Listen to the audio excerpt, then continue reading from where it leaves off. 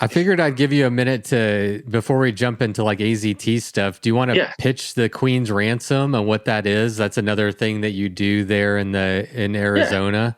So sure. and I've ridden part of that route, so I'm familiar with it. It's Yep. great. It's so it just started. It didn't even like start as anything. It wasn't supposed to be anything. It was for me, and it was just a kind of a challenge that me and a couple of my friends had back. Well, now it's been 11, 12 years. We were just kind of into making big routes like from our house, and Phoenix is kind of blessed with a whole bunch of trail systems all around. So we're like, well, can we do like the original goal was, could you do 100-mile mostly single track or at least dirt route like from your front Mm. door? And I was able to do that, which is essentially the first day of the Queen's Ransom now. But then you kind of loop back on some roads, and it's like 102 miles. And then I started to look at the map, and I was like, well, man, the AZTs is like right there, and it's like my favorite section of the Arizona Trail, the Picket Post to Kelvin. And I was Mm. like, yeah, I wonder if I could make a loop out of that and make a bike packing loop from my house. So I started kind of piecing it together, and it took like really like 2 years back then to really kind of Wow. figure it all out. Like the trail system stuff was pretty easy because I knew all that tied together, and that went pretty well. But then there were these really two areas kind of linking the trails at Gold Canyon over to the Picket Post trailhead. And back then, online maps weren't quite as readily available. So you were still looking at topo maps and things like that. And in that area, there's a lot of Jeep roads, which is great, but so many of them just dead end. And you're looking at these Uh, maps and you're just like, oh, great, I can go this way. I was like, oh, no, dead end, dead end. So then I would go out riding it. And I found like a way through, but it was like kind of this crappy power line road, but I was like, it works. It's off the highway, whatever. And then one day I had my wife just drive me down to Florence, which is about 45 mile or 45-minute drive from here. And I just said, just drop me off. I'll find a way home.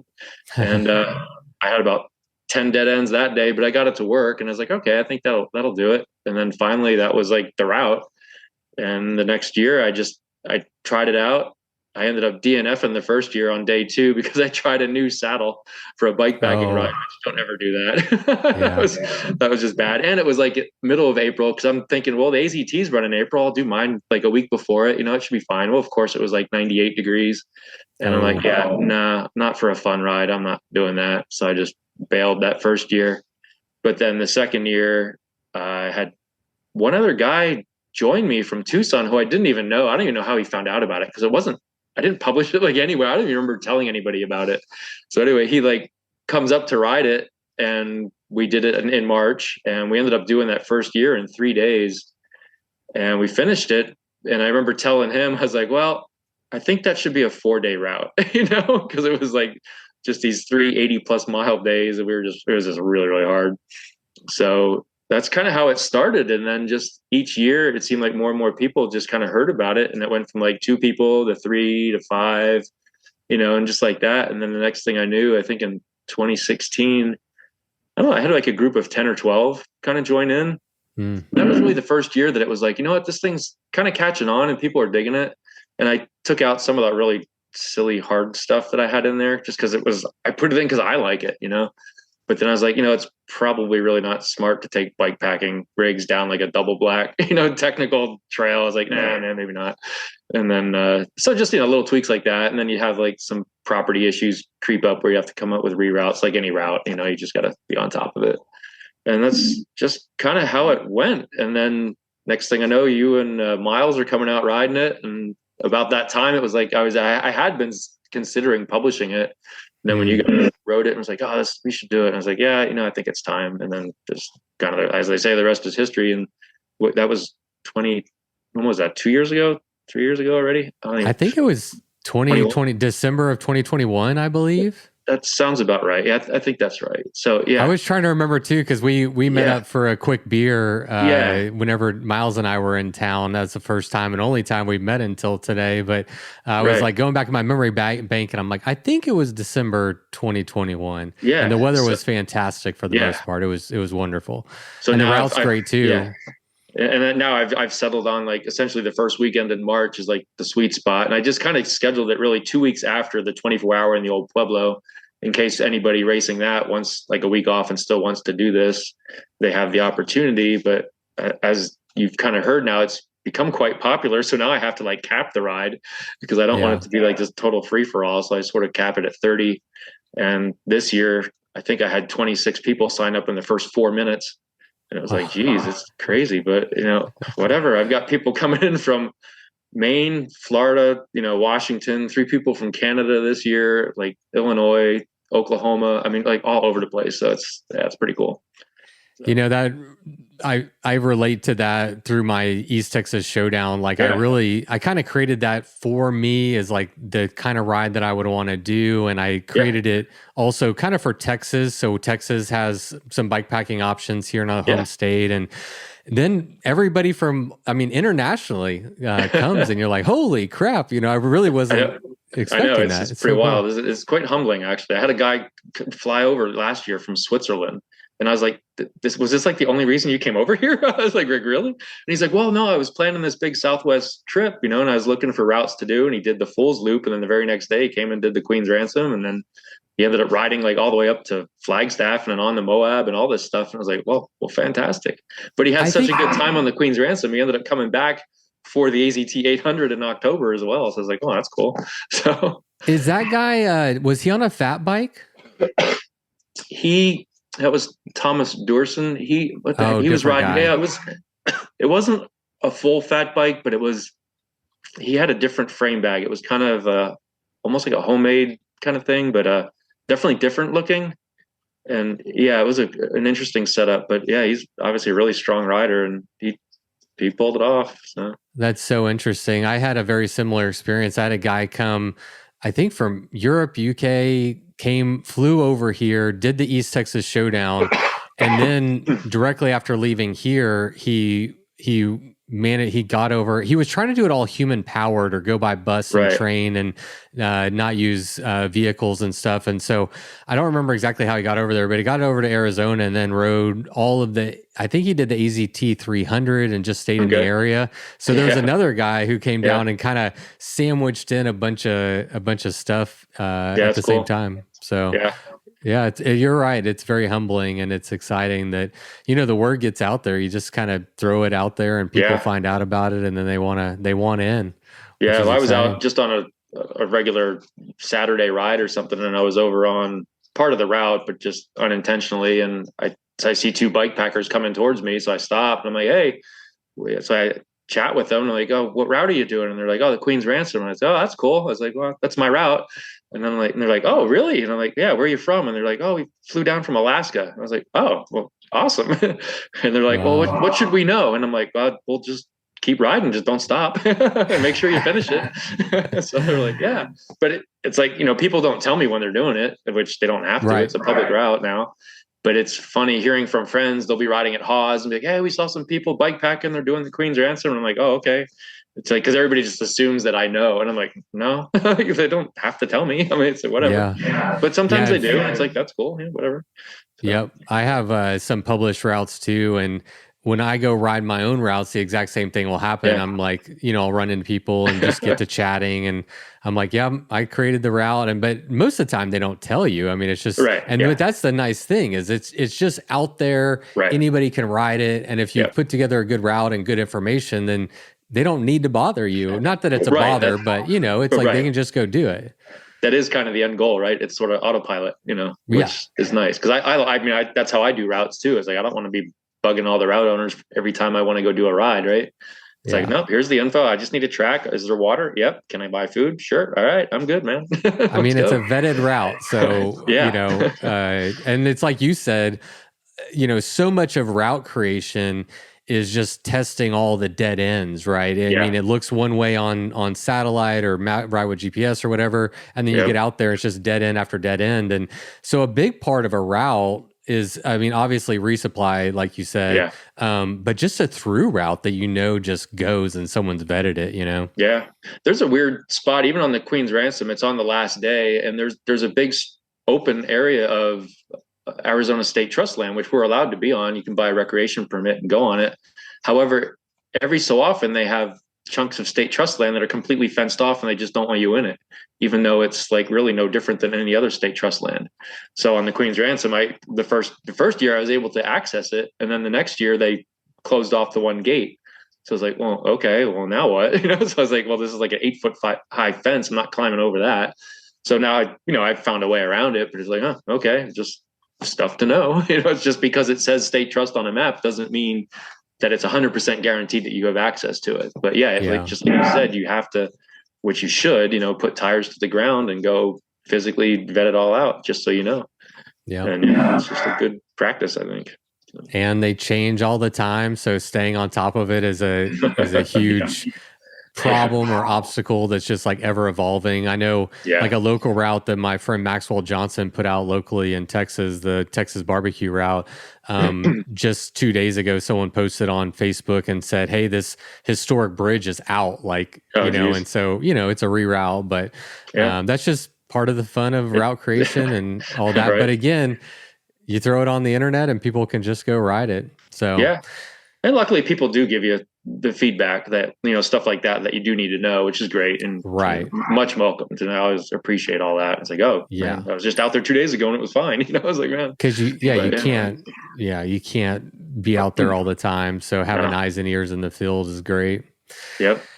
Well, let's kick off our AZT conversation. Yeah. And I figure a good entry point into talking about AZT is I'd love to get like your own personal history. I think you were one of the first people to sign up for one of the first, or really close to the. It might seem or feel that way, but no. I read on your blog, I thought you were, I thought you did like the 2012 or 2013, which was around the first. But you can give us your history with it, yeah. So with the 300, I believe, and sorry, Scott Morris, if I messed this up, but this is just off the top of my head. But I'm pretty sure the first 300 I think was 2006. I think he scouted it in 2005. But you are correct. 2012 was the first one that I tried. I thought about doing it in 11 because I was like just getting into bike packing then, kind of gathering all my gear. And in hindsight, I'm really glad I didn't do 2011 because the AZT wasn't officially completed down by the Gila River. That was the last official segment built. So they still had to go the old route, which is pretty gnarly. And then 2011 happened to be a really, really hot year. So I was kind of glad I didn't go that year. I think only 4 people finished it. And, I believe Linda Wallenfels won it that year. And then I finally gathered enough gear and I was like, all right, 2012 is the year, but I still had never even bike packed. So me and my buddy, 2 weeks before the race, we went out to the Ripsey segment and we did an overnight, like a 55-mile lollipop on the AZT through Ripsey, camping right next to our truck. And we're like, well, just pretend the truck's not there. We got all our gear and everything. And he's like, yeah, but I have beer in the truck. I was like, all right, well, get the beer. Don't pretend it's not there. And then, so we did that. And then like 2 weeks later, I show up at the 300 for my first go at it. Didn't even own a tent, didn't own a bivvy. I took a tarp because I was like, well, it's something, right? In case it rains. And of course, on day 2, they're predicting a storm, 30% chance of showers. Like, yeah, big deal, right? So, and I get into the second day, you wake up and I camped at Kentucky Camp that race. And that morning, it's like 30-mile-an-hour crosswinds coming out of Kentucky Camp. It's like 38 degrees. It's cold rain, turns to sleet, turns to snow, back to sleet, in the death mud. I mean, just garbage. I mean, just a horrible day coming into Tucson, and just bike is caked up with mud. So you spent like the whole day just fighting all that stuff. And I didn't know what the heck to do. And then we had heard reports that like Kurt, I think he was leading the race that year. He was the only rider that beat the road closure going up Mount Lemmon because they got so much snow up top. They shut it all down. He ended up, I think, walking the whole top of that road because his drivetrain froze solid or something like that. And everybody else had to like sleep in the market at the bottom until they reopened the store, or reopened the road. So me and another guy I was riding with, we ended up just getting a hotel in Tucson, and I didn't have any winter gear, nothing, just so unprepared for those kind of conditions. And we just ended up DNFing it that year in Tucson. But, it kind of lit the fire. And looking back, is like, man, I really learned like, well, hey, I should probably, have a bivvy or at least something to just get out of the weather if it's really, really bad. And then you just kind of stew on it for 365 days or until the next go around. But in the meantime, I think I did the Coconino 250 that following October and did finish it. And so I was like, okay, I can do a big bike packing effort. And so I felt good going into 2013, but it was one of those things is like, I'm finishing this no matter what. I don't care how long it takes. I'm getting it done. And I did. I stuck with it. I thought I could get in under 4 days, but man, I just I thought I was gonna die in the Gila Canyons that year, but I got in at like 4:02 or something like that. And I was pretty happy with that. But it's one of those rides. It's and they say it all the time how like it changes you. Was it life changing? I don't know. I mean, it was definitely a bike changing moment for me because I knew at that point, like, man, I can do any ride that I really put my mind to, and that's what it was for me. And I didn't initially like just assume like, oh, I'm going to go do the full thing right away. I was like, I didn't quite know I was like ready for something like that. But you start looking at maps a whole different way, and just knowing that you can just cover these big miles now. And I was like, oh, okay, maybe I can do a little bit more than I thought previously, which I think you always can. People just don't know until they try, right? Oh yeah, for sure. They have this preconceived notion like, oh, I can only ride, pick a number, right? 40 miles. I've never done a 45, but, and then they go out and do it and like, oh, well, I didn't die. It's like, I might have wanted to, but hey, I did a 46-mile ride today. Well, great. Well, maybe next time try 50.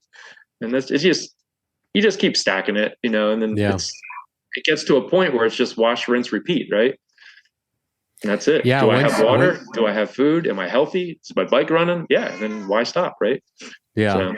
Yeah, it's interesting. I feel like my progression and most people's progression is just like, okay, you do 20, you remember when like 20 feels like a long way. Oh, you remember when 100 feels like a long way. But once you get to a certain level, like, for example, like once you complete the AZT 300, not to say you could just do anything willy-nilly, but like you get to a point where like, you're like, okay, I'm capable of doing quite a bit. Obviously you got to train and be prepared and everything, but it just, at some point you're just like, okay, I can do a lot of this. Right. Cause it's like, to me, it was, going into that ride, obviously, cause I tell people, I was like, man, 2 years before even trying that, if you would have told me that I was going to line up for a 300-mile, essentially nonstop bike ride, I would have like you're crazy, right? I mean, I've never even ridden 25 miles. Like, what are you talking about? How do you even do that? But then, once you kind of, even before the ride though, but once you're into it, right? And you're studying and you're planning and you're training, all that stuff, that's what's so cool to me. It's just like, and that's where you can really figure out like, well, yeah, I can do these bigger rides because I know how to prepare for it. Right. Mm-hmm. Maybe I don't know how to prepare for the Tour Divide fully, but it's the same thing. It's just longer, right? It's still riding your bike, and going to convenience stores and sleeping on the side of a road, I mean, it's just a lot more days. Right. And, it can be a little overwhelming with the amount of data you have to sift through for something like that, but you just got to sit down and do it. Right. The process is the same.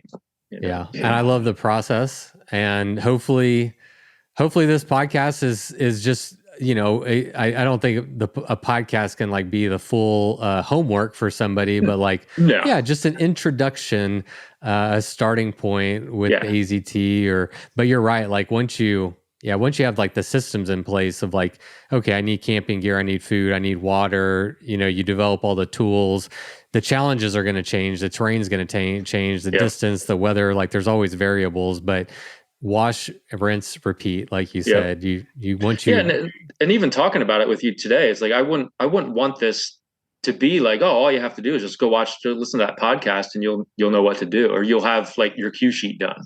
No, that's not what this is. It's like I want you to study the route, and like I don't like, maybe I'll tell you where like there's one tricky water source, but I'm not going to tell you where they all are. I mean, do some homework, because doing that homework, when you actually get out there, you're going to be like, oh yeah, this is what the one I read about. It's right here, exactly where I thought it was going to be, or exactly where, somebody's blog told me it was going to be, and how to access it. And then you feel like you just feel more empowered that way. And like, cause as no matter all the homework you do, there's always going to be a surprise, right? Always. It's like you can count on that, because nothing ever goes to plan, right? I mean, if it does, it's like, wow, that was weird, so and those are like, how was the ride? I think it was great. It was sunny, it was beautiful, no wind, perfect. So it's like, never. Yeah, there's adventure starts when things go wrong, and things always go wrong or sideways, but it's still good to prepare. And I agree, like, with my own routes, I always tell people like it's solo self-supported. It is your job and your responsibility Right. to know where you're going. If you're worried about a resupply point, call ahead, verify it, do Hmm. whatever you need to do. But it's on you Right. to vet the route and to find all that stuff. But yeah, hopefully we can kind of give some people an introduction and a good place to start At and least, just yeah, at least to where, like, start looking here. yeah, Right. start looking here. I'll point you in Yeah. the right direction. Yeah, for sure. And there's plenty places, great places to get that info that you do need, that are very Yeah. helpful. So, I mean, just so you know, and also for the listening audience, I thought we'll chat today. And then like at the end of today's episode, I actually want you to point us to, other resources, just like Yep. point people in the right direction. So we'll definitely like I hit on actually that wrote at the some down. Perfect. You did your homework. How about that? A little bit Actually, anyway. you did bonus work because I didn't give you any homework. So you're just like Johnny on the spot over there. Look at you. I like Well, it. it's only because, and it's funny because I even tell my wife, it's like, well, I better write the stuff down because like my email, the website, the AZT website is like, they're all very similar, but they're just different enough, So I'm like, Keep it and it's all just straight. like that. I don't know, there's like reasons and stuff, but not intentional or anything, but So where I'd like to start with like I mean, I don't know how much of the history of the AZT as it relates to bike packing, maybe not like the entire Arizona Trail, but like I'd love to just capture some of the history, who started it when. I actually thought it started in 2012 because that's the first time it showed up on Track Leaders, but Scott Morris is the one who created Track Leaders. And I'm guessing he didn't do that till later. And so I just learned from you that it actually started earlier than that. So I want to say I followed it on Track Leaders, I think in 2009. I think that was the first year I followed or heard about it. Okay. So that's when I kind of got in the whole Track Leaders and like, oh, what are these dots and all that kind of stuff and figuring that out. And that's, as you know, that hooks you right there. And that's just, and then it was like, oh, they do that every year in April. All right, cool. I'll follow next year or whatever. So, but, and back then, a lot of the info was out on like, on forums and things like that. So people would do race updates on that. And it was kind of cool. You got to actually meet maybe some of the more behind the scenes of each rider on the forums. Unlike, so, it's just different today. Most of the stuff seems to be on Facebook. And I try to promote people to call in the MTB cast number because that's just fantastic. Because it's just, you get everything just live or as live as you can when people are out in the throes and thick of it, which is pretty cool. But as far as the history, I want to say there was a book by Andrea Langford, and I think she's kind of credited as one of the first people to actually through ride the AZT. And that was like Scott used her book as his guide when he first toured it. And I want to say her book was like 2004, and Scott did the full tour in 2005. Following her route, which was, trying to follow the AZT as best it could back then, because this was, 04, 05. So that was, AZT wasn't officially completed until 2011. So a lot of it was, missing and whatnot. So it was what it was, right? Because the 750 didn't start. The first year of that was 2010. So the 300 started a few years before the 750. And I believe the first year of the 750, there was only one rider. I think it was Max Morris. He was the only one that did it. And, oh, wow. And then there was like maybe two in 2011 or something like that. It was a kind of slow going at first because and it wasn't really publicized. It was like you either kind of knew about it or you didn't. And then word of mouth, and then took a few years. And it was probably, I want to say, because I know 2012 when I showed up, which is kind of funny thinking back, because when it started at Parker Canyon Lake that year, and I think there were 6 of us that camped out at the start that year. And then I think for the ride, there might have been 40 of us or so. It was a pretty good group. And then 2013, I remember there was quite a bit more at the start to camp out, and maybe a little bit more for the ride, maybe like 50 or so. And then when I came back in 2016, I did the 750, and then that year there was it was pretty much a big deal, full on at that point. But it just got, like I said, it kind of got going, I would think, in 05. would be my best guess on that one. So wow, was Scott Morris was the second person to do it potentially. So yeah, does it just so there's the Arizona Trail. yeah. And then what they did is like adapted the Arizona Trail simply to navigate around the wilderness areas.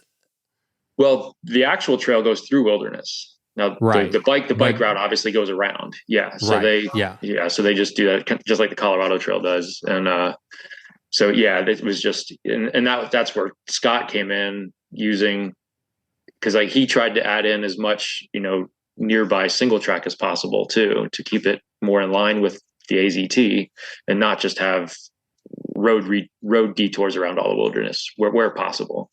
And again, we're kind of blessed, like just like really where the trail runs, it runs right up the middle of the state more or less. And if you actually look like on Trail Forks and you look at Arizona as a whole and you see where all the trails are, well, all the trails happen to be right in the middle of the state too.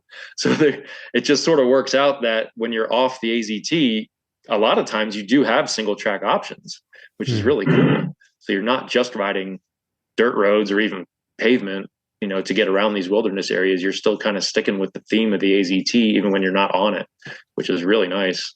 And we've even heard some feedback, and it was almost a complaint. They're like, man, the full AZT, there's like too much single track. I'm like, what? That's the point. Like, I wish there was 800 miles of it, but someday there might be. That's the AZTA's goal. So. Yeah. Oh, is to make it all single track. The full Arizona Trail, the Arizona Trail Association's goal, yes, is to have 800 miles of single track from border to border. Wow. And we joke about that. We're like, all right, well, when you're done with that, are you going to then try to make the bike detours also 100% single track? Are you going to pitch in to help with that too? And, I mean, who knows? Maybe. How is the relationship between, the Arizona Trail Race and the Arizona Trail Association? I know, sometimes we hear about conflict between trail users and that can become a hot topic. And obviously you want to keep on the good terms of ATA. Oh, absolutely. No, that's a great question. I guess the disclaimer is the Arizona Trail Association is not affiliated in any way, shape, or form with the Arizona Trail Race. However, they, quotes, support it. I mean, they know about it. Every once in a while, even at the start, we'll have members of the ATA actually come to the start to say a couple of words to the riders and just let them know just how awesome the Arizona Trail is, and to remind them, hey, make a donation to the trail because you are riding it, which is great. And donations help add rollover gates, which if you've been on the Arizona Trail, there's like, I don't know, maybe like 200 gates that you have to open and close along the trail. So anytime we can replace one of those barbed wire ranch gates with a rollover gate, that's a pretty awesome feeling. So yeah, and the ATA, I think they pride themselves in the fact that they are very a bike friendly national scenic trail, unlike some of the other ones that are 100% no bikes, and some of them you just wouldn't want to take a bike on anyway. But it's really cool that they're 100% in favor of bike travel on the AZT outside of wilderness. So they promote bike access, hike access, horse access, and just have at it. That's wonderful. Yeah, it's awesome. And I have a very good working relationship personally with them. I'm friends with a handful of people that work there. So I do get pretty quick updates when they do the reroutes, even the small projects that they might not even publish, because it was like, it's just a quick little half mile, drainage reroute. But it's like, hey, just a heads up, we did a little work effort here. You don't have to go down in that drainage. You can just go around it now. It's like, oh, cool. I get the track and update it and the file for everybody. And it's pretty cool. And so, yeah. That's fantastic to hear. It is. So with that in mind, does the ATA kind of, when they're building, you're saying that they're trying to build the entire thing to be 800 miles of single track. Do they build the single track with all trail users in mind, including mountain bikers or cyclists? I would say yes, especially in later years. And excuse me. And this goes for obviously outside of wilderness areas. Inside wilderness areas, obviously they don't care about bikes because bikes aren't there. But yeah, I mean, they try to make it as rideable as great as possible as the terrain allows. And I mean, you've been to Arizona, that's not an easy task. And I think anybody that, if you ride enough miles and do these big rides, and it's like, and I'm kind of known for it, but I mean, I would like to think that every once in a while, even the staunchest of person that's against hike a bike actually enjoys it for at least for a little bit, just to get off. Like, all right, we've been riding for hours. All right, so we have to get off and walk for 2 minutes. All right, cool. Whatever. Use some other leg muscles, right? Maybe take a snack, take a photo, enjoy the scenery, and then hike up a couple switchbacks and then start riding again. But yeah, I mean, they do try to make it as rideable as possible, and yeah, like they're one of the recent big projects that they just pretty much, I think they've now wrapped it up, is the AZT portion of the Highline Trail. And that's up in Rim Country near the town of Pine. So the Highline Trail is a 50-mile scenic trail that runs from Pine towards just heading east along the base of the Mogollon Rim. Well, the AZT overlaps it for 19 miles before it peels off the Highline and goes straight up the rim. But the early years of the AZT, the 750, that was one of the most loathed sections of trail because it was like essentially 18 miles of hike a bike. I mean, it was horrible, just rutted. It was an old, I don't even remember what it was. I think it was an old military route or something, just that was built like in the late 1800s or something for supplies. So it was just up, down, rutted, with the monsoon storms. It was just horrible. It wasn't really even a great hiking trail.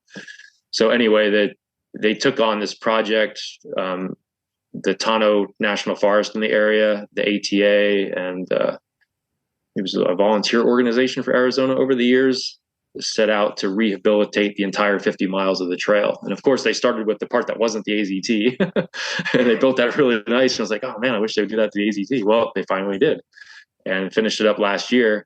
And if you hear any of the riders' reports from this past year, they just raved about that section. Now it's actually a destination-worthy trail for Phoenicians in the summer. When it starts to get hot, go up the Rim Country, go do a loop on the Highline Trail. It's fantastic.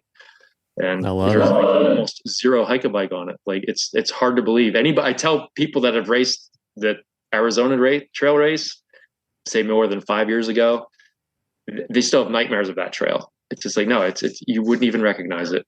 It's just this beautiful single track now. They have PTSD.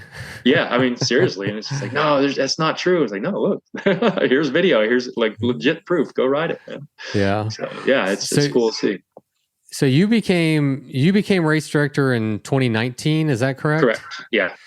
And you made some changes to the route, I think almost that first year. Is that, I mean, does that kind of speak to what you're talking about now? Just like the ATA, the Arizona Trail is evolving quite a bit. And so you just took advantage of some of the new routes or what, or new trails? So 2019 was an interesting year because so that year, my personal calendar, I was like training for the Tour Divide. That was my year to knock out the third of the big three. And Scott reached out to me, I think it was early in the spring or even late winter, asking me if I wanted to take it over. And in 2019, we were still running it in April. And I was like, well, let me think about it. And then I kind of got back to him. I was like, well, I'd kind of like to do it. However, I'm kind of like preoccupied with this personal goal of mine. So in 2019, we more or less went in 50-50 on it. So I was like, well, I'll help out, I'll do some of the parts. And then, if you can help answer questions or whatever he needed to do. And so it just worked out really good that way. In the meantime, and I think this was right after the Grand Depart, so maybe in May or something like that, kind of when it was winding down, I believe we were reached by the ATA with a kind of just a question asking if Scott had ever considered moving the Grand Depart to the fall. And Scott was like, well, yeah, I had thought about it, but never really seriously. And I was like, yeah, I don't know. It never really crossed my mind either. We just had always done it in the spring. And so I was like, well, why don't we just ask people, see what people want? So I put a poll up. I put it on back then, people were still kind of going to the forums. So I put one on the forum. I put one on the Facebook group just to get feedback. And we actually got a fair amount of feedback. And I was pretty blown away by it. And I think Scott was too, because it was like 95% of the respondents wanted an October start.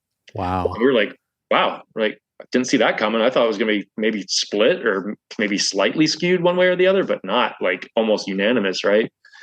And it seemed like the prevailing argument was like for all the non-Arizonans, because they're like, oh, in April we're snowed in the wintertime, we can't train for it. We get down there and it's already warm and we're just getting our butt kicked. I was like, oh yeah, all right, So I was like, well, it's a lot less daylight in October, but I was like, all right, well, it's like anything. There's pluses and there's minuses. So we're like, well, let's give it a shot and we'll see how it goes. And so that was like the first change. And then of course COVID in 2020 happened. So then the race was canceled. So I was like, well, since it's canceled, why don't we? And then I'm just like, well, I think I'm just going to start really looking at the entire route. And that would be a good time. If we're going to make any other changes, let's just all in. Right.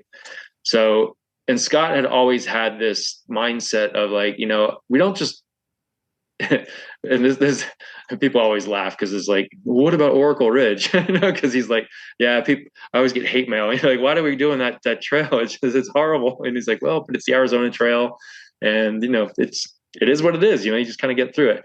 And there was other sections of the route where it was just even more difficult than Oracle Ridge. So it was like he never wanted to just add AZT just for the sake of adding AZT, if it was just ridiculously difficult when there wasn't even a sort of a better option, right? Okay. So one of those areas was up near Four Peaks, this Boulder Creek area into Sunflower. And then it just had, because people just don't ride that as a day ride. It's sandwiched in between two wilderness areas. It's hard to get to. It's just the only people that ever go on are like thru hikers. And I had ridden it a couple times, I guess, in the years leading up to 2019, and it wasn't that bad. It had gotten some work. There were some reroutes had been done.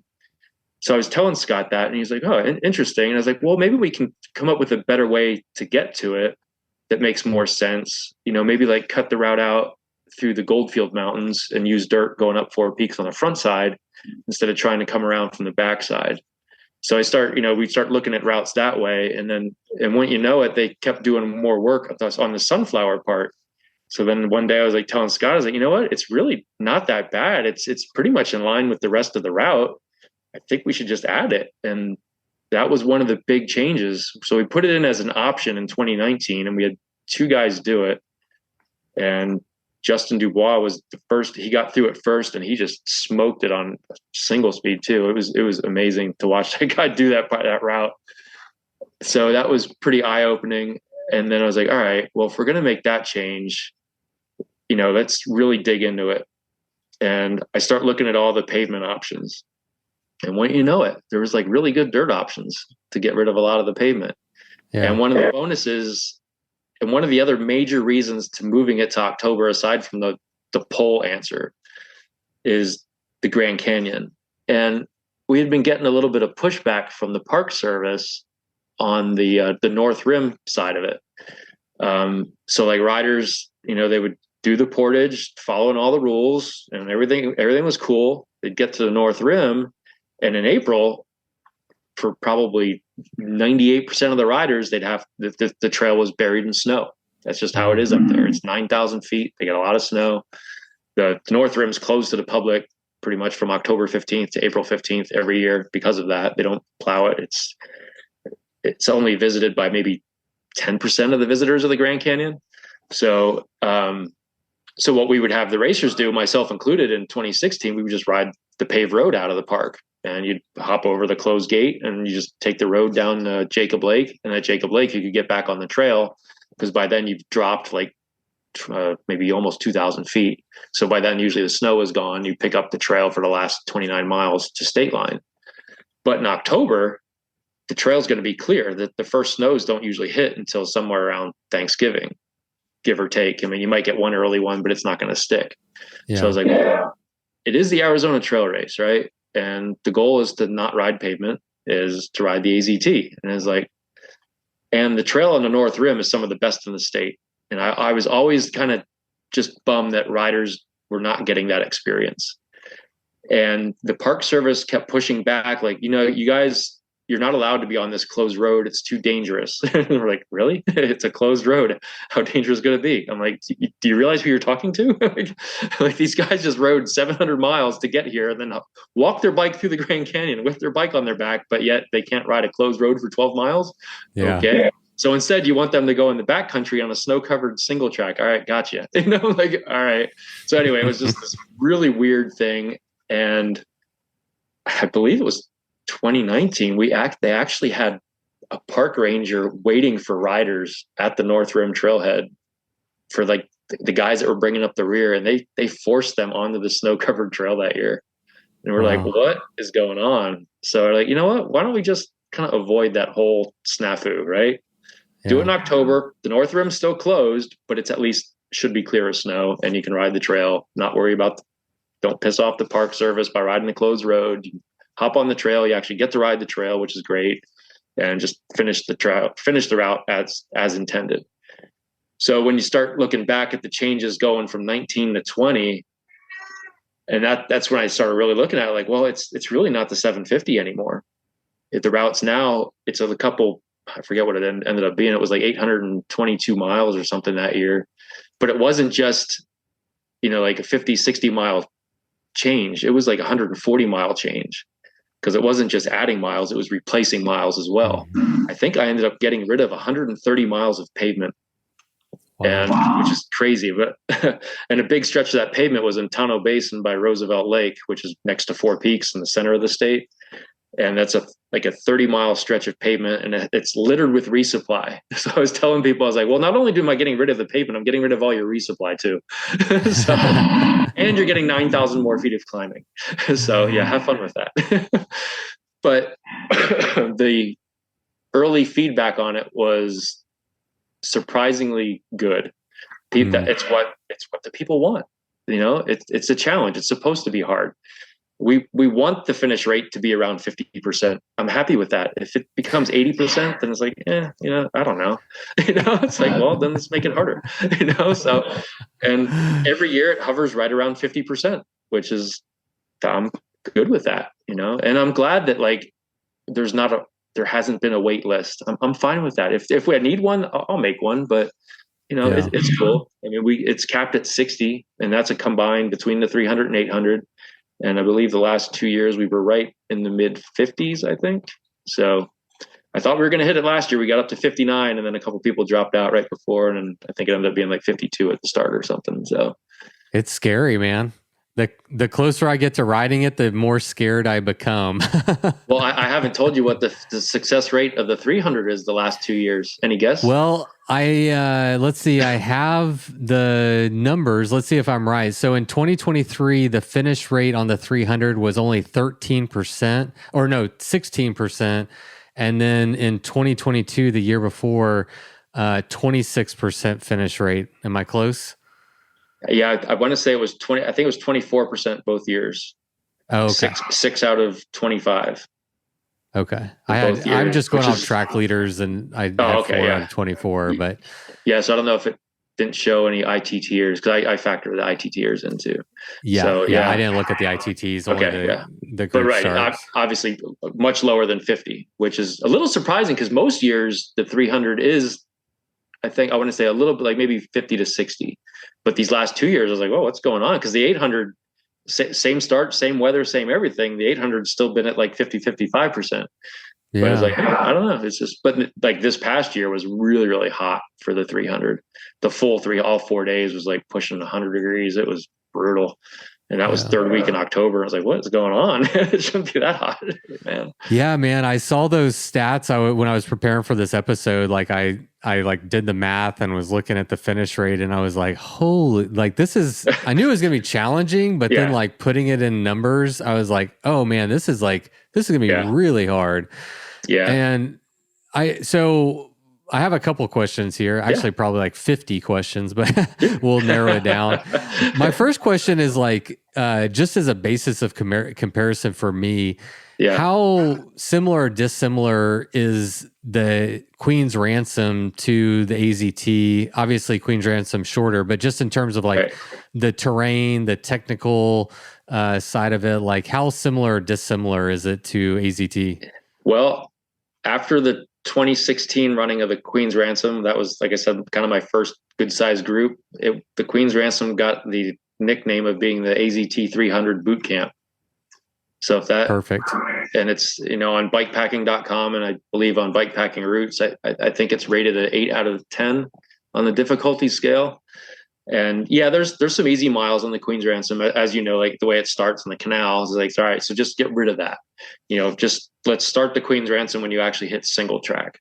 And the single track is definitely in line with the AZT.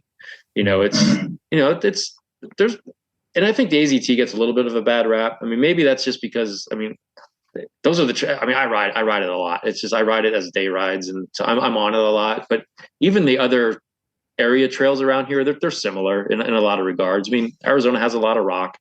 So if you got to be comfortable riding kind of pretty technical terrain, which I like, I enjoy that stuff. So yeah, I mean, it's just, is it demanding? Absolutely. I mean, yeah, there's hike-a-bike and all that, but I don't think it's so far-fetched amount of hike-a-bike either, because they do keep making changes and making it more rideable. So, but yeah, I mean, it's more like you have to get into it, kind of get the feel for the trail, right? Like, okay, this is how it's going to go. How do I then pace myself for this style of riding?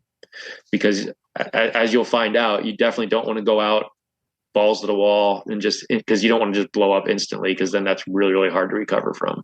Yeah. And, at the end of the day, you do want to have fun, right? That is a goal, right? I do. I hope so.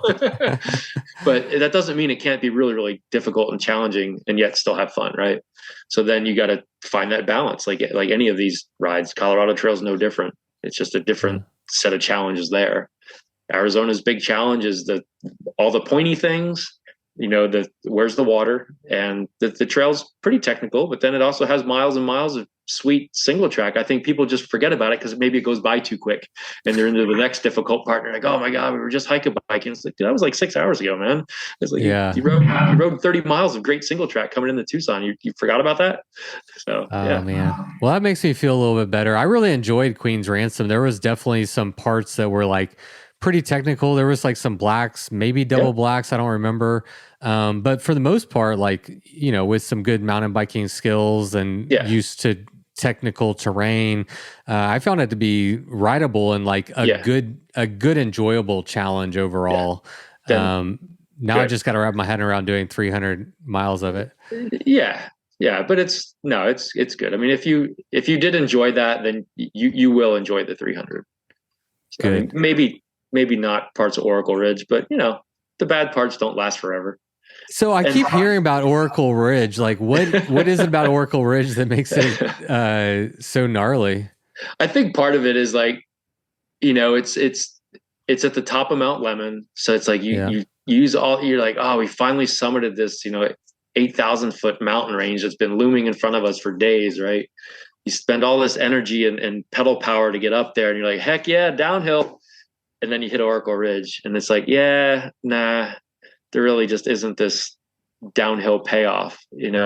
That's not to say there aren't rideable parts of it, because there are. And now there's one of the major reroutes last year was actually removing the AZT officially got removed off of the first 2 miles of Oracle Ridge, which at first I was like really bummed, because I was like, man, that's like 2 of the rideable miles of the Oracle Ridge. I was like, dang it, but then it shifted to the one ridge over to Red Ridge. And then I went and pre-rode that. And I was like, well, holy crap, that's like 100% rideable. Now it's steep, but it's not really technical. It's actually fairly smooth, but just make sure your brakes are working. Like real good. And, but it's like 3.1 miles of just white knuckle kind of heading on down, but it is rideable.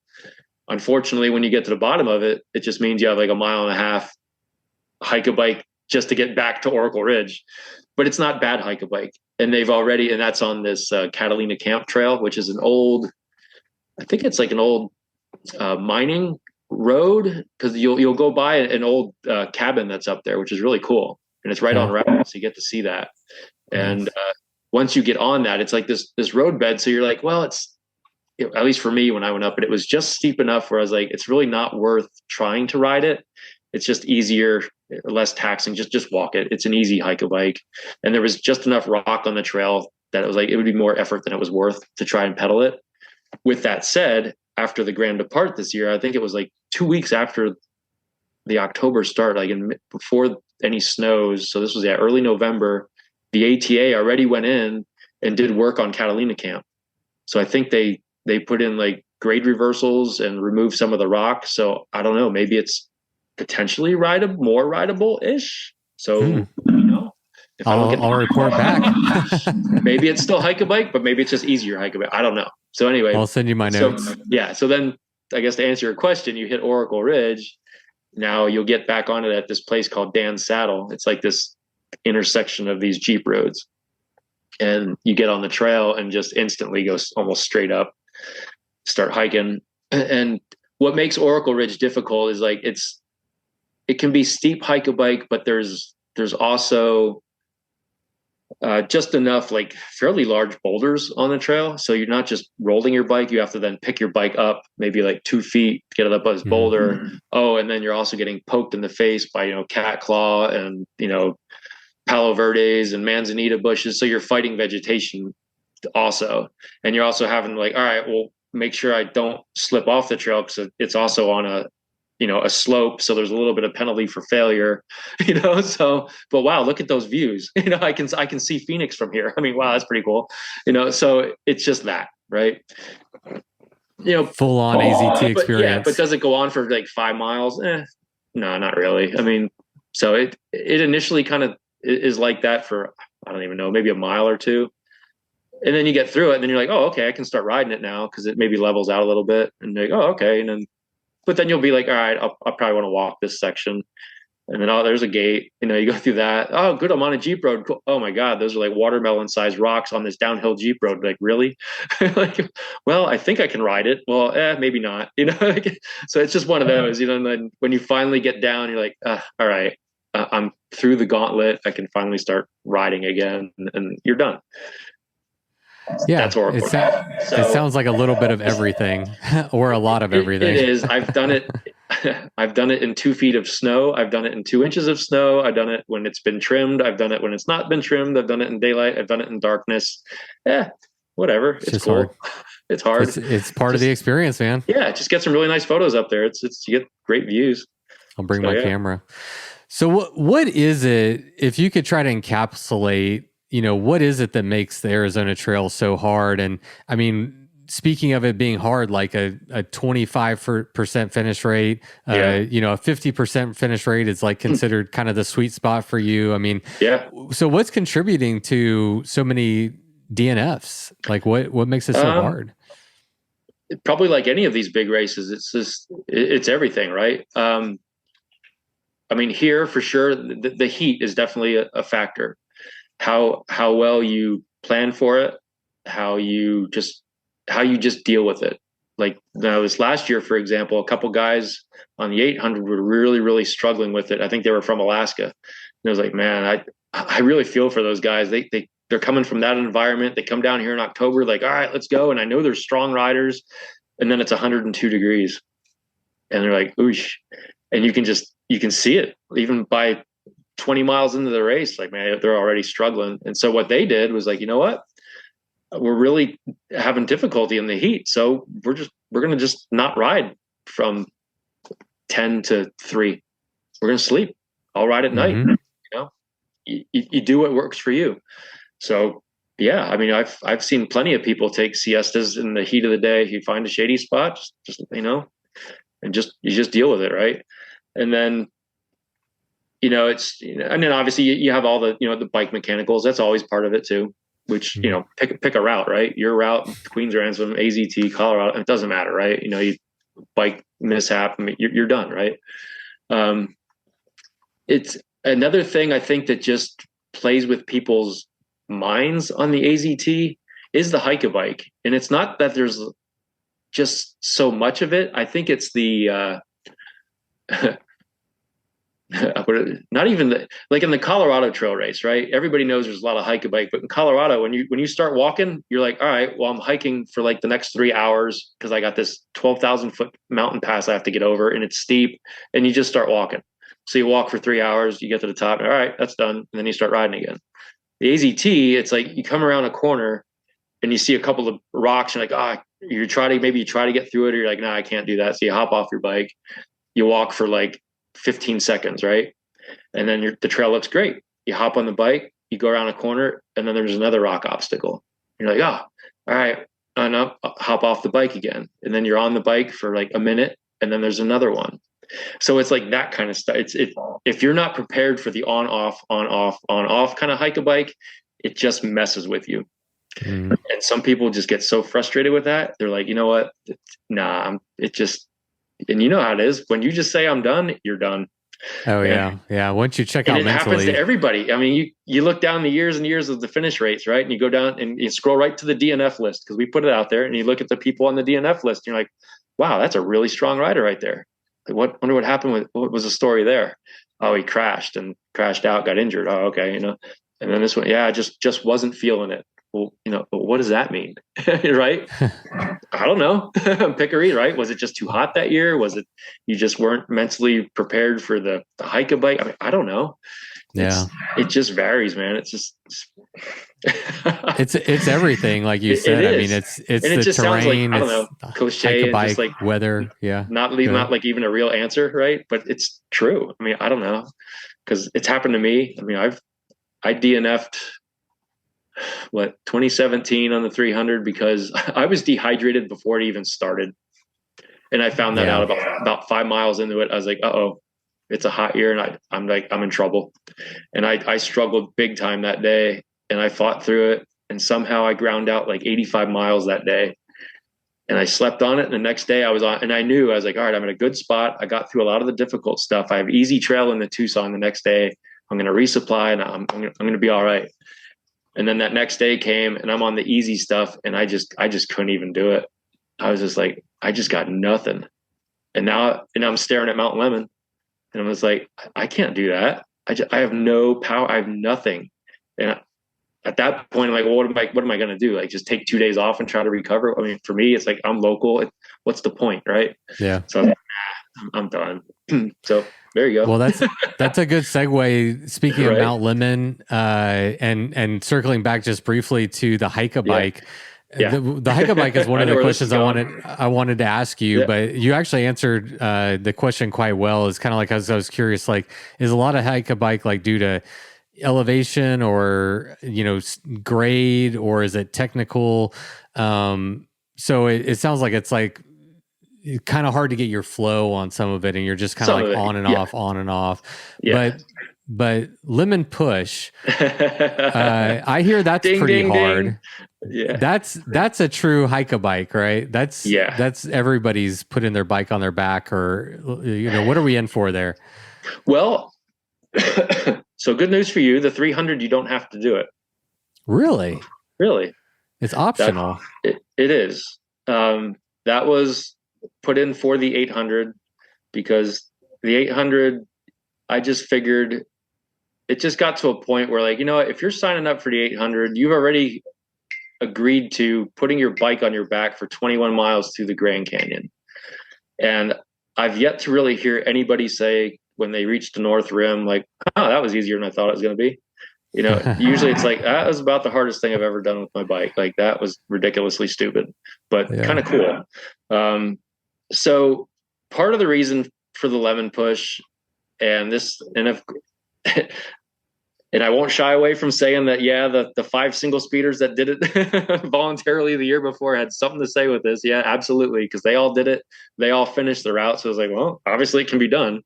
And like I told you, even, with the reroutes and things like that, Lemon Push was no different. I was like, well, I'm going to go down and I'm going to do it myself, because I'm not going to make anybody else go do it without me myself seeing what they're in for. So I did it. I went down last spring, and it was a hot day. It was like 90 degrees when I started at the bottom of Green Mountain, because actually a couple months before, I went to do the whole thing from Bug Springs all the way up, and I did Bug Springs, and I just was feeling like shit. So I was like, you know what, today's just not the day. I'll finish Bug Springs, and I'll come back, in the fall. And that's what I did. I went back, and I think it was late September, a couple weeks before the Grand Depart, and I did it. And it was weird. It was oddly satisfying. it was just one of those things. Like, yeah, that was really difficult. It was like 75% hike a bike, but that was kind of cool. And I was like, yeah, I think the 800, they need to do that. And that was it. I pretty much made the decision that day to send the 800 up, but I didn't want to send the 300 riders up there because a lot of people, I don't want to say maybe not a lot, but the 300 can be like maybe some people's first bike pack race. Yeah, it was your first bike packing race. Yeah, so it's like I don't think it needs to be as we just noted last year and the year before. The finish rate was 24%, and that was people riding up the pavement on Mount Lemmon. I don't think I need to make it any more difficult. It's pretty hard as is, right?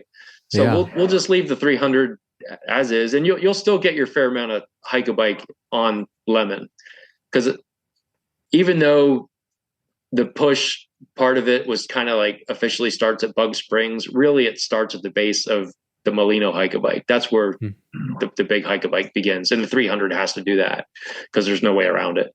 So there's this pretty good, probably a good 45 minute hike a bike up over Molino. And then you get up over this saddle, you drop down, you hit the pavement, and there's Molino campground is there. And then the trail, you don't get on the pavement there. You actually stay on the AZT for another 2 miles up to this Gordon Hirabashi trailhead, which we call Prison Camp. And that's where you get on the pavement. I remember that Prison Camp. That's where they didn't it like not have walls or anything, and they would like move it while they were building the road over up to Mount Lemmon? Yeah, something like that. I keep forgetting to read the plaque that they have there. It's I read cool. it like 4 or 5 years ago when I was there, and I remember driving up Mount Lemmon. So that's the road you're talking about. Yeah, it's like you hop on that road, and I mean you see tons of cyclists there, but they're not on fully loaded bikes, and they're on skinny tires and very stuff. very popular road climb for the Tucson riders. Which if I lived down there, I'd be climbing it all the time. But so for the 300, you'll get on the pavement there, and I want to say it's 14-mile climb. So and again, it's not easy. I mean, it's paved, but it's a grind, and it's not steep, but it's not like a granny gear climb, but even with bike packing gear, you can at least get up a gear or two, and just kind of grind it out. So I'm coming from sea level though. That's the thing is like and Texas where we don't have mountains. So there's so much, it just depends on where you'll get a couple of days under your belt before you get there. And, it's the start of the race, which people I think overlook. They just assume, you're Southern Arizona, it's the desert, it's low elevation. Like, well, no, the start of the race is, I think, like 5,500 feet at the border, and then you get up over 6,000 like right away in the Canelo Hills. So you're like in the 5,000-6,000 foot range for a while, and then you drop low as you come into Tucson. That's when you actually really hit the desert, and the Saguaros is when you hit Tucson.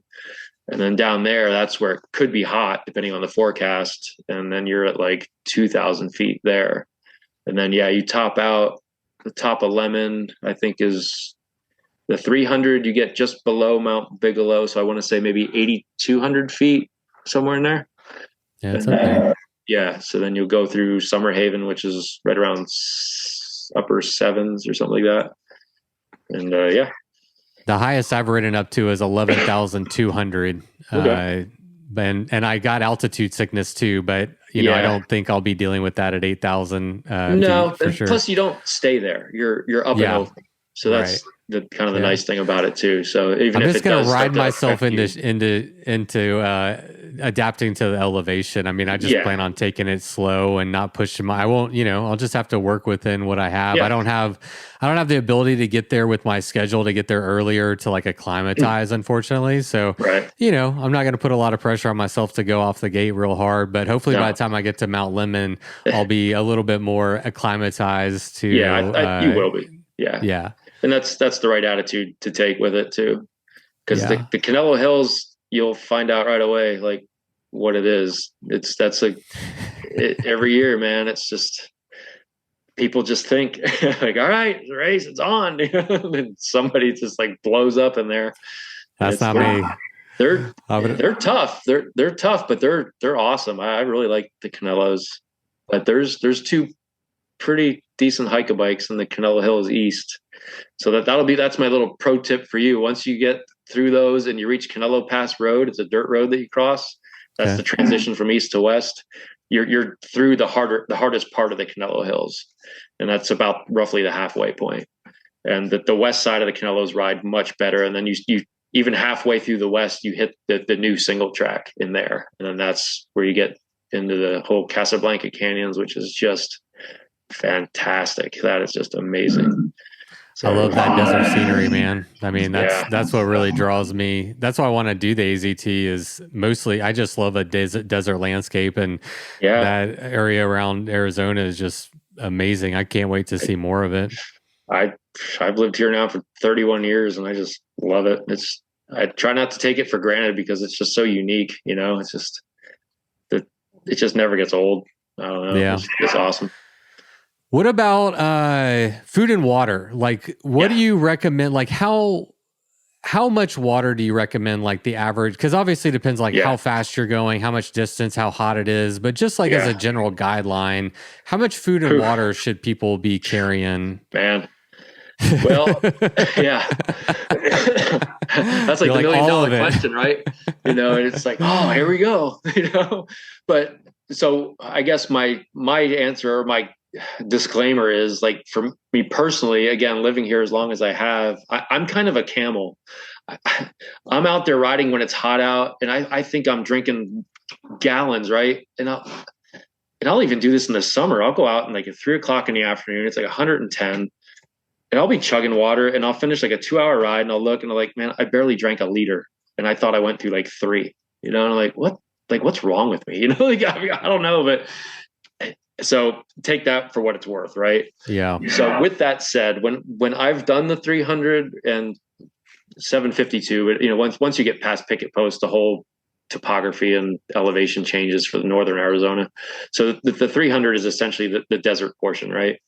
You know, I'm the type of rider that I always would err on the side of just carrying more than I thought I needed. Which for me, 3 liters was always like, that seemed like a lot. Like, okay.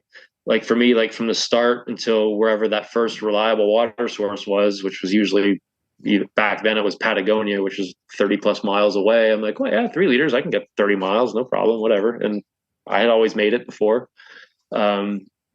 So yeah, so I mean, I guess 3 liters. Now again, what's your strategy? Like some people are like, I like to go light. I like to, like these guys that show up and they do 2 water bottles, but then they're also wanting to use like every known water source along the way, be it a good, bad, indifferent, right? Which that's fine. But you know, if I don't have to filter from a crappy cattle tank, I don't do that. I'm like, that first year I finished the 300 in 2013, I did the whole thing with, I don't think I filtered water once. I went straight water, reliable source to reliable source. I think the most I ever carried was 6 liters, and that was leaving Tucson to head up Mount Lemmon. And it was pretty warm that year too. It wasn't, well, I don't think it was like record heat, but it was above normal. So pushing mid 90s, and it was definitely hot along the Gila. So it can be done. So sorry, go ahead. So yeah, you just have, again, you need to do your research on like, okay, where are my known good water sources? What's the distance in between? You know, what style of rider am I? For me, I'm like, even during the race, I'm a a self-proclaimed back of the mid-pack racer. So take that for what you will.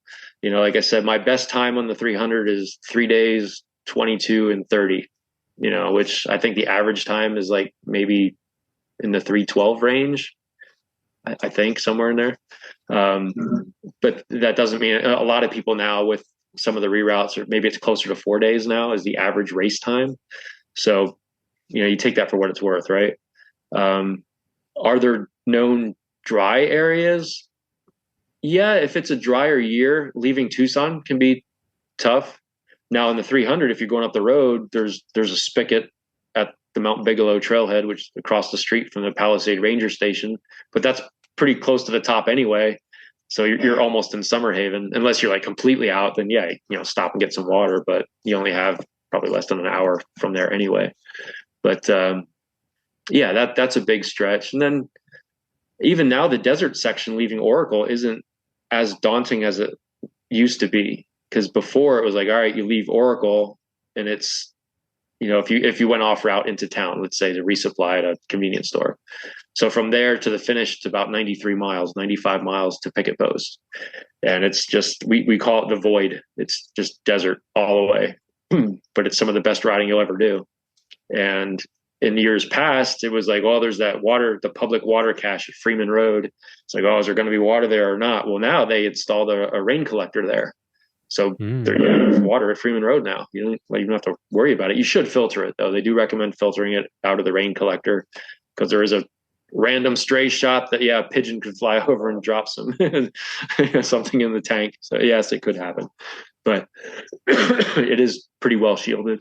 And then there's the Gila River, which we generally tell people to, not filter out of that, because it's all downstream from an active copper mine.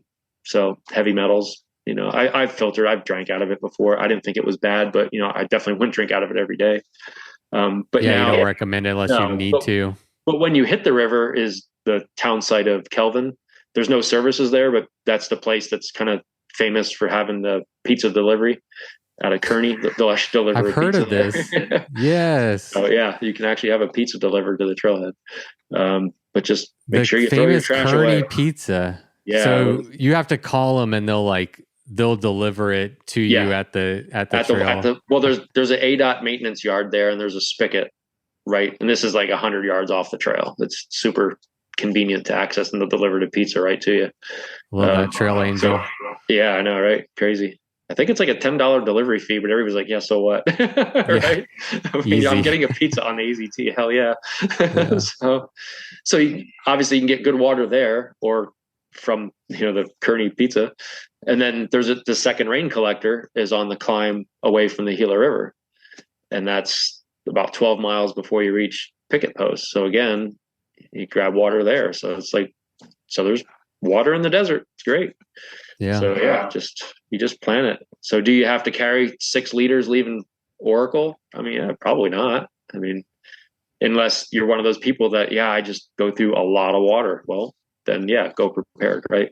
Yeah. Yeah. I mean, you're going to be, for me, I'm going to be in a drier and higher climate. Right. So it's just going to be sucking the moisture out of me from what I'm in a very humid hot climate here.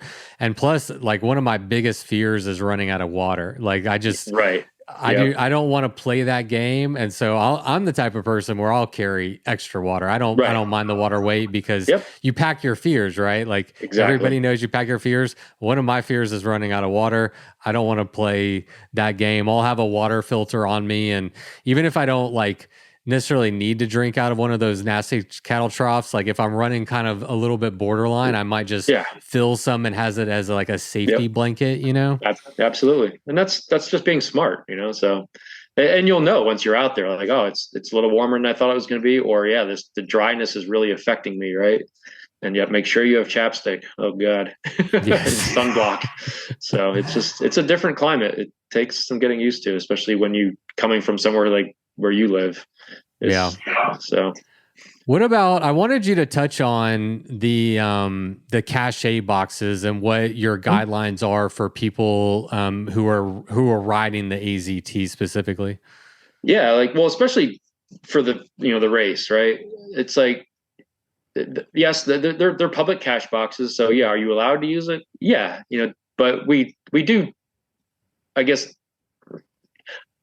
I want to say frown upon it, but there's like a couple of strategic ones, right? Because there's now actually a lot of boxes on the route, but at the end of the day, bikers really don't need it. We can cover so much ground, and again, if you do your research, you'll actually probably be pretty surprised at how much water is available out there. And believe it or not, and against what may or may not be out there, no, people don't stock the caches for bike riders whatsoever. I mean, there are trail angels that live nearby some of these, and they do on occasion, check them and take out empties and put some full ones in, but usually that's for the hikers. And we just tell the racers and the riders that, and if you do need to use it, just use it to top off a little bit. Definitely don't show up to one completely dry and be like, all right, I'm taking 1.5 gallons out of this cache. I mean, it's just not cool.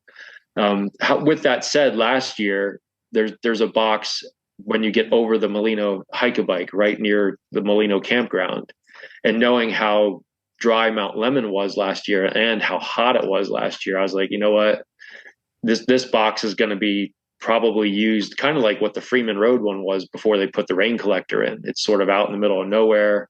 And if it's hot, it's just one of those spots where I know people are just going to use it. I mean, I'm not naive to that fact, right? So myself and I think 2 other people last year, I think before the race started, we had like 58 gallons in that box, just because I was like, you know what, I don't need people being in distress out there either. And come to find out, I don't think really all that many people ended up using it, which I was a little surprised to hear that. But I know people did, and that's fine. But I also know people weren't using all the other boxes. Like I said, it's just not necessary. Like there's a box at the Kelvin Trailhead, and it's 2 miles away from the ADOT yard. So it's like, well, why would you even need to use that?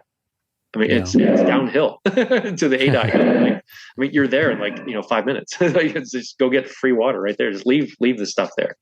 And more often than not, if you open the box and you look in there, a lot of them are marked specifically for hikers, which that definitely do not ever use something marked for a hiker. They are counting on that. Yeah, absolutely.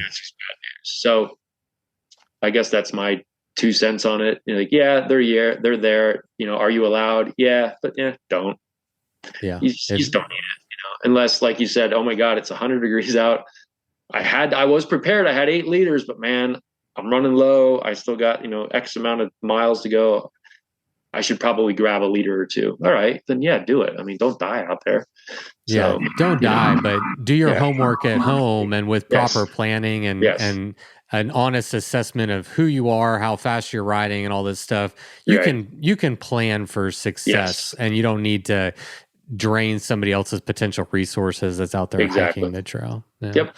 So let's touch on a little bit. You and I have texted about this offline, but just for the podcast, like obviously everybody has a different personal preference, and so this is kind of like a wide question. But whenever it comes to bike, like what kind of bike, like specifically like bike and tire, what kind of tire do you want to be running? What size? How durable? Like what do you want to consider from your gear from that perspective when you're riding the AZT?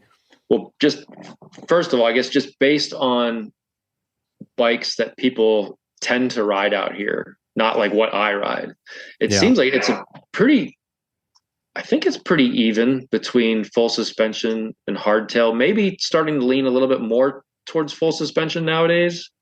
But, do you need it? No. With that said, I mean, I've ridden out here 30 plus years, 28 of them on a hardtail. And it's just what I have.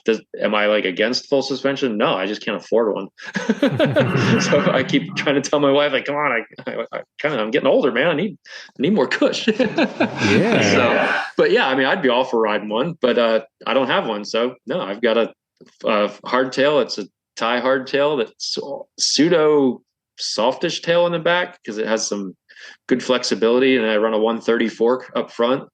I run 2.6s front and back. I've been doing that for years. To me, that's kind of like the sweet size. I like it. I probably wouldn't go anything less than 2.4, but people run them on 3.0s as well and are happy with that. So at the end of the day, it's sort of like run what you brung, like, again, single speeders, they do it. They love it. All right, cool.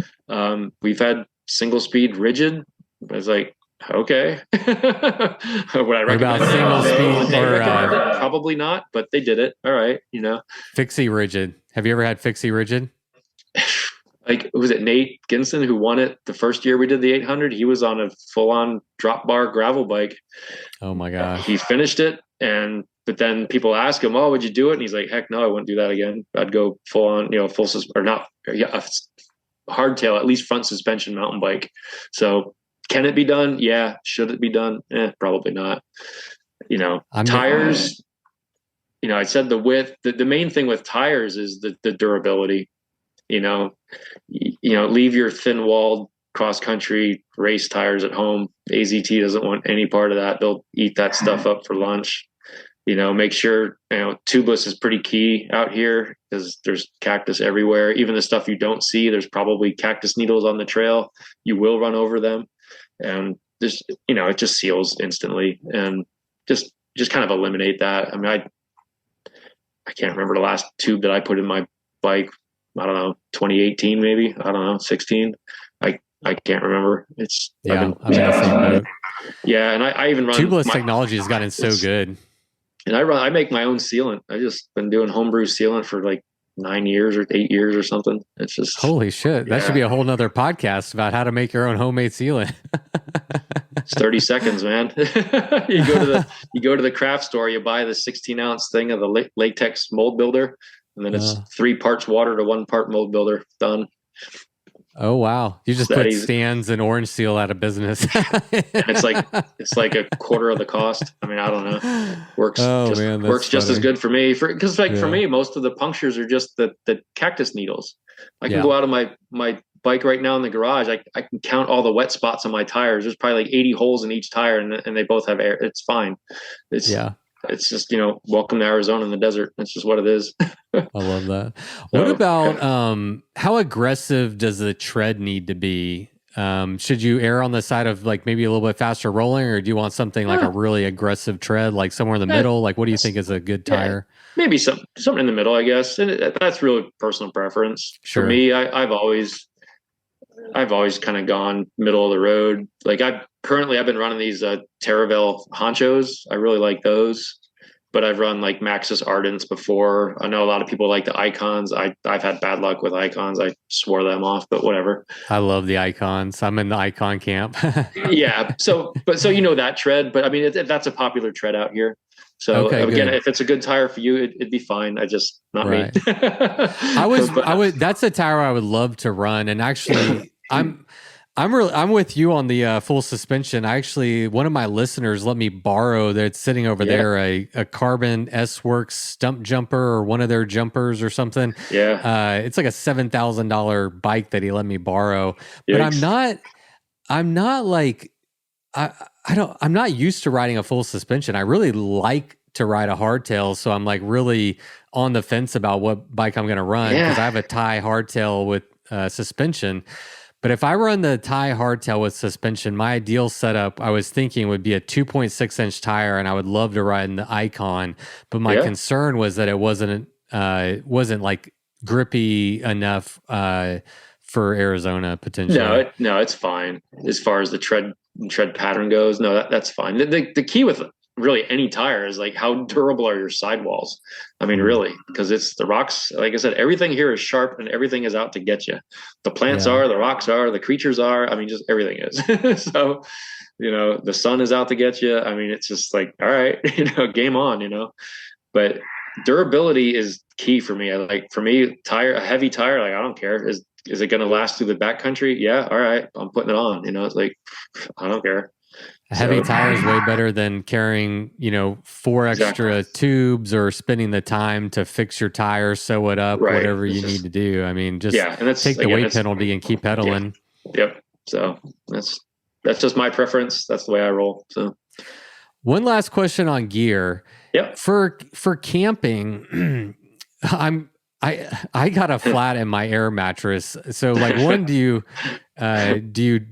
discourage people from using air mattresses because everything's trying to poke you, and do you encourage like some kind of tent to keep snakes, spiders, scorpions like off of you, or can you cowboy camp? Like what's a good camping setup?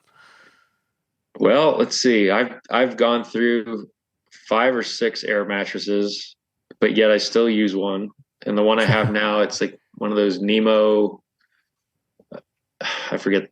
I don't know if that's the model of it. I already forget. It's the orange one. It's kind of bulky actually, but it's one of those that if it actually would go flat, there's still a little bit of padding there. So that's kind of why I went to it, because I was puncturing so many of them, and they kept warrantying them, and I'm like, it's just not working, And it's not like I would just lay it down. I have ground cover, and I would check the area, and then like, what am I doing wrong? Like, I don't get it. So I don't know, maybe I'm just cursed with air mattresses, but this one, knock on wood, I've had it now, I think over a year, maybe even 2. yeah, I think, yeah, over 2 years now already, and still going. And, but yeah, it doesn't pack down as small. So I just switched the way that I carry it now, but it works for me. And it's thick enough that I can sleep on my side, and it's comfortable enough. So yeah, I mean, you can use an air mattress, but yeah, be as careful as possible when you do choose a campsite, if you can. I mean, and again, there's a lot of washes here, so there is sand, which is soft, and there actually is a lot of soft places to camp here in Arizona, even in the desert. So it's not all razor sharp rocks and cactus everywhere, although it does seem that way sometimes. But and then one note on the air mattress, when Miles and I did your Queen's Ransom route, I have a Neo Extra Light, whatever. It still has a hole in it from the first night of camping on Queen's Ransom. Right. And that first night we were on concrete. So we were on concrete and it still got a flat. And I had a flat air mattress. We went to a store and tried to find the hole, and I was in some parking lot pouring water on it. I still have yet to find the hole. Like I cannot. I've done that too. I even did the bathtub test. And I'm like, yep. I see no holes. So then I would leave it inflated. I come back 10 minutes later and it's like flat. So I'm like, all right, well, it's obviously leaking. So what the hell? And it's like, I'll just send it back and have them replace it or whatever. And yeah, it was just weird. But like for me, when I do the races, I don't take that pad. I'm like, well, I'm not here to sleep. Right. But I don't do the whole sleep deprivation thing. I need at least 4 hours. So I take like this little 1 square foot foldable foam pad just for my hip when I'm racing. And I just stuck that under my hip and I'm like, all right, I can get a couple hours with that. And then when it's like uncomfortable, usually the sun's coming up and I just go and I call it good. But yeah, when I'm out more casual, like Queen's Ransom, yeah, I'm taking my sleeping pad and getting a good night's sleep. So, but as far as to cowboy camp or not cowboy camp, for me, like for the 300, I'm just checking the forecast. If I see 0% chance of rain, I'm cowboy camping it. Like I do that all the time, and I don't even think twice about it. The only thing I look for when I'm going to make a campsite is like, is there like an anthill or something nearby, like the pesky little critters. I've never been worried about like snakes, scorpions, that kind of stuff. I've never had any issues with any of that in all the years I've been out here doing it. And yeah, it's just a non-issue to me. But if I see like the first year doing the 300 in 2012, when there was that chance of storm, then it was like, yeah, I'd take probably a bivy or something like that, just in case it would start raining. So mostly just for weather, not for critters or anything. You're correct. But again, that's personal preference, and I get it. Some people get freaked out by that. And if taking a bivy makes you comfortable, take a bivy. And absolutely. Just peace of mind it, right? And just if it's going to really mess with your head and affect your sleep, then yeah, take a bivy, be comfortable, do what's right. I like cowboy camping. So that again, but it always comes down to personal preference. And if you enjoy that style of camping, or if you'd rather be in a tent or some kind of shelter. And I'm just looking at ways I want to have the most minimal kit possible while also having everything that I legitimately need. And so, the tent or the bivy is like one of the areas where it's like, okay, question mark, is this something I want to carry or, so yeah, to be determined. We'll have to check the weather and see how it goes. And I'm doing it right now with the Queen's Ransom. It was just like a couple of days ago, Saturday night, when we're out on the AZT, it was showing 40% chance of showers. And I was like, crap. I wanted to cowboy camp the whole thing, And then yesterday it dropped down to 20%. So now I'm like, well, all right. I still got another day and a half to decide if I want to carry one or not. So I probably will, but I was like, I really don't want to. But the worst thing is to not have it when you really absolutely need it, so having that peace of mind and just be able to ride and not worry about it is kind of nice. That was my 2021 300 ITT. When I cherry picked my weather window, March 11th, perfect weather. Check the 10-day forecast, 72, 72, I think 60 on Mount Lemmon, and then like 70 and 70 for 5 days, mid 40s and 50 at night. I'm like, perfect. 5 days before I'm supposed to go, oh, look, now a storm's rolling in right in the middle. What was it? A 30% chance of like 2 to 3 inches of snow on Mount Lemmon. I'm like, right when I was going to hit Mount Lemmon, I'm like, I've done Oracle Ridge, a couple inches of snow. It's no big deal, but I should pack gear for it. So, all right. Well, and I was going to cowboy camp that one. So no, I took took my bivy, took my rain gear, took my lobster mitts, took my waterproof socks, because I should be prepared. I didn't want to take any of that stuff. Well, what happened? I get on Mount Lemmon and I wake up the morning of day 3 and I'm down on the bottom of Mount Lemmon and there's already 9 inches of snow and it's dumping. And I hear the snow plow running up the road and I was like, well, at least the roads are clear. So up I go. So I rode up the road in a driving snowstorm. I get to the top and where I was going to get a burger and beer at the grill, well, that was closed because the whole town was closed because they shut the road down to the public. And there were through hikers in the community center and they were heading out on Oracle Ridge. So I was like, all right, well, I'll be behind you, make some good tracks. And there ended up being like 2-foot snow drifts on Oracle Ridge. And I loaded up on food in the general store there. And yeah, I went out in it in 30-mile-an-hour crosswinds. But I was prepared. I had all the food. I had my water. I had all my gear on. And I was pretty comfortable as I was, I guess, sickly looking forward to it. It was really weird. It was just like, all right, I'm prepared for it. Let's just go. Just keep moving. And I was like, well, as soon as I drop elevation, I'll be able to start riding. Yeah, no.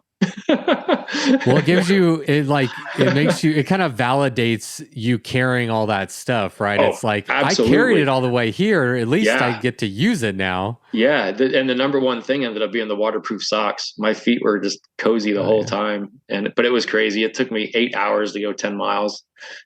Oh my gosh. It was just nuts. But I got some awesome pictures. So I was like, yeah, whatever. But needless to say, my 312 goal that year was shot. But I did finish. So I was like, yeah, sweet. That's the ultimate goal, is just finishing, and then everything else is just bonus. Yeah, it was the slowest of my 3 finishes, but yet the one I'm probably most proud of because I didn't quit. So yeah, that was pretty cool. Well, I'll try to take a page out of your playbook. My goal is to finish. I just want to. I can. I know I can. But things are going to go wrong. I just don't know exactly what they are, and things are going to be hard, and I don't know what exactly or when it's going to come. And so, I'm gonna try to just. It's so much different than the kind of riding I do here in Texas, which is flat, mostly gravel roads, and it's you're just going. And so it's going to be a much different approach to riding than just what I'm used to. And so I'm just going to try to go in with like a really, I want to say like a laid back, not super pressure, just kind of roll with the punches and take what the trail gives me and just work through it and not get overly frustrated or like you said, I mean, if I need to take a nap in the middle of the day, I've kind of mentally prepared myself for, hey, maybe you're hot and you just need to sleep for a couple hours and that's okay, and so. Well, like they say too, is like, this is your first run, right? This is the scouting mission, right? Yes. And hopefully it's a finishing scouting mission, but it's still a scouting mission. And then you come back next time, guns blazing, right? Yeah, for sure. I hope I finish it, but no matter what, like these experiences are always great teachers. I mean, even if you don't finish one, you learn so much. I mean, just researching the trail, preparing for it, you have all that information. Then you know the terrain a little bit better. You know what went wrong so you can prepare for it. I mean, it's never a loss if you take it as a learning experience, Agreed. Well, let's put a little bit of a bow on it. Let's wrap up with some helpful information for the listeners. The first thing I wanted to address or bring up was, like you mentioned, anyone riding the trail should send a donation to the Arizona Trail Association. Yeah. I don't know if there's anything else you want to add there. Also, in that vein, are there any other like permitting requirements or anything that people need to know about before they go ride the AZT? Yeah. So as far as the donation stuff goes, that would be really, really cool if people did that. Or you can even become an ATA member. I believe they start at $35 a year, but then you get access to all their trail guides and the maps and more detailed info on the website. That's a good deal. So and if you're not familiar, the ATA website is aztrail.org, short and sweet. Perfect. So you can go on there, and I believe there's a big donate button right on the homepage and all that stuff. And one of the links on their page, they do have a mountain biking page on the ATA website. So there's some mountain biking resources there, which is great. And then obviously you want to research like the ATA website, and I believe becoming a member, then you get access to their water data, which now granted, this is for the full AZT, which we have some bypasses, but it's definitely applies to the 300 route and the full 800 for all the miles that you're on the AZT. Right. You can get the water details and things like that. And the Far Out app is that's the AZT app. A lot of the hikers are really good about updating the water sources on there. So that's like a crowdsourced app, kind of like there's an overlander where you can like know where to park and know where to camp and kinda, it's through Far Out. I want to say it's $9.99, but it's like a one-time thing. You're done and get all the updates. Wow. And so I bought that years ago, and I still use it every once in a while when I go out there. So that's really cool and helpful. So yeah, definitely poke around on their website. A lot of good info there. Then you have like, the race website is AZT300-800.com, and a lot of good info there. Yeah, I'll echo that. I've revisited that website for years on and off, but like I took a deep dive when I was preparing for this episode, and really like almost every question I could ask is pretty well covered on that website. So it's an excellent resource. That's what I tried to do, because it's like, well, not that I'm against getting emails from people. I like to hear from people, but I don't need to be getting the same emails over and over and over again. So I was like, why not make an FAQ page? Duh. So let's just start there. So when you get to that, go on FAQs, and that'll probably answer a lot of your questions. And on the results page, you can see obviously how fast or slow people do it. But if somebody has a ride report, we link their ride reports on the results page. So you can go down, if somebody's name is underlined like a hyperlink, just click on it and you'll pull up their ride report. Even if it's 10 years old, the route might have changed over the years, but you'd still get a sense of what you're in for. And a lot of it is still very pertinent. So, but and like you said, just because I went to the La Posta Quemada Ranch in 2016 and got a burrito, you can't do that anymore. They closed. So, you got to do that research, but you can get a burrito at the Colossal Cave, which is like right next door. So that's so funny. I learned all that in my research. Like I was reading your blog and the La Posta burrito, and then I went to look for the burrito and I couldn't find it, but I found the cave that's there, and I made a note of that one. So I'm doing my homework too. Well, it was funny because when I got it in 2016 and 2017, the year I DNF, though, I made it there, and I was telling a couple of the riders that I was riding with, I was like, we're going to go get some burritos at the ranch. And we get down there and it was closed. And I was like, I was so bummed. I was like, because I didn't know about it. I was like, well, I guess I didn't do my research. I was like, dang it. So I was like, well, at least we got water there. But, live and learn. And so what other resources do you think? So we got ArizonaTrail.org. We got the Far Out app, your race route, which is AZT300-800.com. Yep. Are there? Go ahead. No, I was just gonna say those are the two main ones. You can get just about everything you need there. Like the Instagram account, that's whatever. That's just for kind of like just getting psyched up and stuff. Yeah. I mean, if you care, it's at AZT300_800, but whatever. What about like so as far as like the most updated route, is that just hosted on AZT300-800.com? Is that the best place to get like the most official updated route? Yes. Yeah, I try to keep that as updated as possible. And right now believe it or not, there has been no changes to the 300 since October, which is shocking. So I keep waiting to hear not from you per se, but from the ATA making changes. Obviously, if something happens at the ATA, then it trickles down to me and I update it. But so far nothing yet. So we should be good to go. And then if I hear something, I'll update it. But I try to do if it's something significant, I try to announce that. Like, hey, heads up, there's a change. Make sure you have version 2 or whatever it is. Because I think by the time the Grand Depart rolled around last year, I think the 800 was on version 10 and the 300 was like version 8 or something. I don't know. It was ridiculous last year. It was just so bizarre. And it was a variety of reasons. There was a bunch of ATA reroutes, some big projects they finished up, Casablanca Canyons being one. The Highline Trail had a bunch of work done. There was a bypass I had to do because of a squatter camp that sprung up. There was The national park by Tucson reached out to me wanting a special use permit all of a sudden. So I had to go down there and reroute the route around that. And I was like, oh, what the heck? So as far as permits go, and that one in particular, technically you should have a state trust land permit, and you can get that. I have a link to it, I believe, on the FAQ page of the race website. Those permits are for the Arizona State Land Trust Department. They're $15 per person, but it's good for a whole year. It just kind of covers your bases, and you're doing everything that you should to have one. Typically, sorry, I was just going to say, because the AZT does go through state trust land, but the AZT has an agreement with the state trust department that they have a like an easement, so you don't need a permit when the AZT goes through state trust land. But anytime I have to reroute the trail off the AZT, if I have to reroute, through state trust land out of that corridor, that's when you would need a permit. And of course, it was state trust land outside of Saguaro National Park by Tucson, which I was like, really? Because before I made that reroute, we didn't need a permit for the 300, but it is what it is.